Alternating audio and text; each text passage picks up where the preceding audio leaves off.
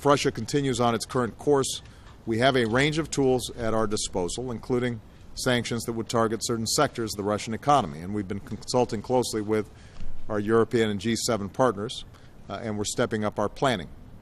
Angela and I continued these consultations today.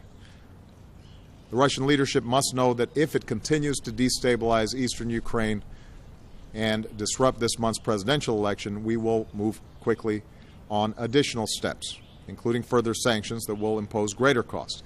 Well, there's a growing amount of scepticism about the claims the White House is making still, which is that they've got the Russian economy where it really hurts and that these sanctions have begun to bite. And I think people are saying and pointing out that actually the Russian economy was going in a negative direction already, and it's not really clear how much these sanctions have actually made that worse, or whether those indicators would have been going and continuing in that direction regardless of these sanctions. I think that's one reason why we've had this rather surprising stiffening of resolve from both the German leader and the American here. There are clear differences between them over the severity of the sanctions and the timetable they should be imposed on, or have been up until this moment. And that's not least because the German industry is very worried about the impact this is having on its ties with Russia. Germany, of course, much closer to Russia, a lot more trade with Russia. But both leaders, rather surprisingly, have said that the more severe sectoral sanctions that are now being considered, which have been held in reserve against the possibility of a Russian military invasion,